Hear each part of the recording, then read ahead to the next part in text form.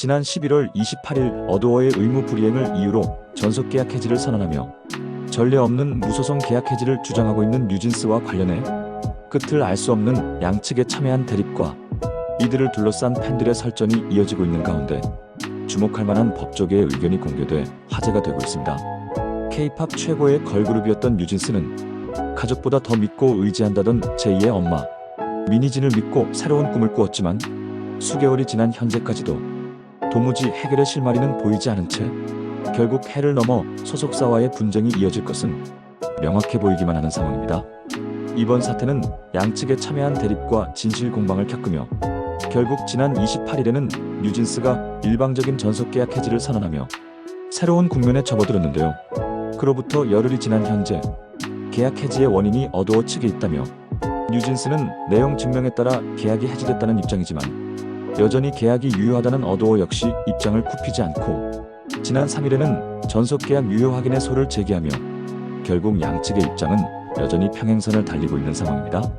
뉴진스는 지난 28일 기자회견을 통해 내용 증명을 통해 의무 위반 사항 시정을 요구했으나 기한 내에 시정해주지 않았으므로 29일 자정부터 계약은 해지된다라고 선언했지만 이에 대해 어도어 측은 전속계약이 일방의 주장만으로 해지되는 게 아니다라며 여전히 뉴진스가 어도어 소속의 아티스트라고 주장하고 있습니다.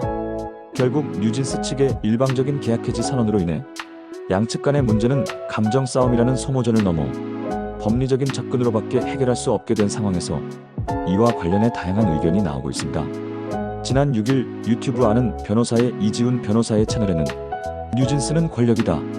권력자의 사다리 걷어차기라는 제목의 영상이 공개됐습니다. 결국 뉴진스가 독립하게 됐는데 안타깝게 됐다. 변호사들마다 의견이 다르지만 일반적인 계약 관계에 대한 이야기를 한다면 누구에게나 일어날 수 있는 일이다. 계약이라는 건 당사자들의 약속인데 이걸 일방적으로 파기할 수 있나? 저도 뉴진스 팬이지만 무조건 좋게 말할 수는 없다.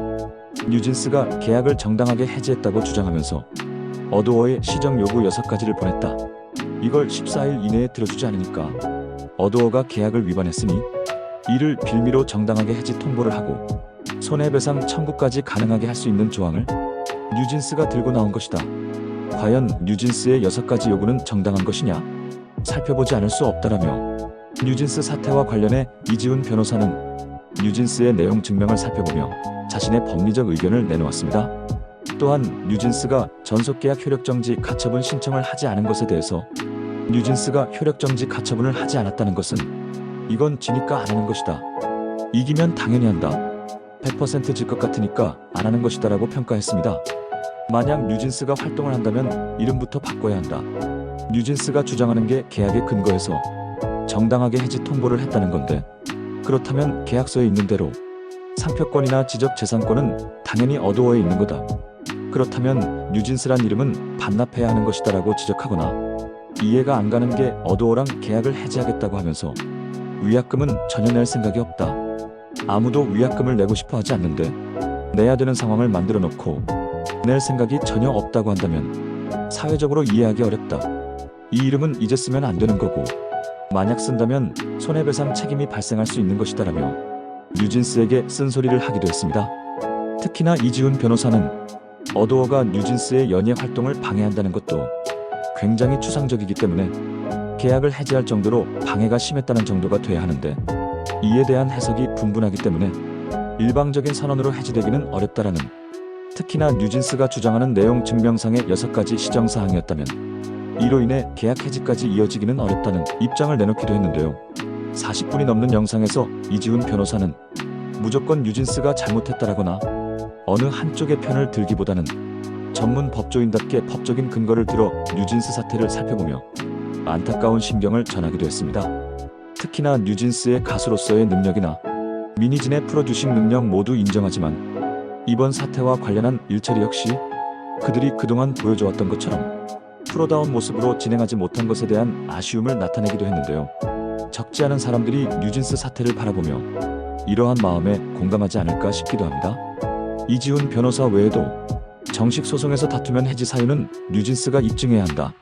어도어나 한국연예 제작자협회, 한국매니지먼트연합이 말하는 것처럼 그런 자잘한 사유로는 계약 해지가 안 된다.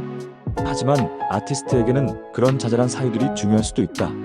뉴진스가 얼마나 소명하느냐에 따라서 승소가 달라질 것 같다. 계약 해지를 먼저 통보한 것 외에는 뉴진스의 명확한 문제는 없다. 아직까지는 치명적인 문제가 없어 보이는 게 이 사안의 문제이다. 라는 등 다양한 법조인들의 의견이 나오고 있는데요. 여론을 떠나 법적인 문제로만 보자면 뉴진스 멤버들과 미니진에게 현재의 상황이 쉽지만은 않아 보이는 것이 분명한 것 같습니다.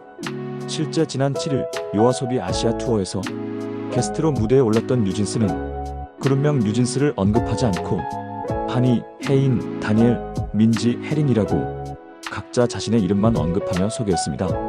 이지훈 변호사가 지적한 것처럼 공식적인 자리에서 그룹명을 언급하지 않은 것은 어도어와의 전속계약 해지 발표 후 분쟁을 겪고 있기 때문으로 해석되고 있습니다.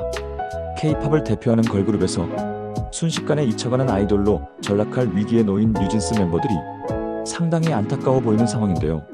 하지만 무명의 연습생을 발굴해 교육하고 아이돌 그룹으로 데뷔시키는 데 막대한 투자금을 투입한 후 일방의 주장으로 계약이 해지된다면 K-팝 시장이 교란에 빠질 수밖에 없다는 점 또한 간과할 수 없으며 결국 이로 인해 뉴진스는 제2의 피프티 사태로까지 일컬어지며 일부에서는 그들에게 거침없는 비난을 쏟아내기도 하지만 실제 복잡한 속사정은 당사자들 외에는 제대로 알지 못하는 것 또한 분명한 사실입니다.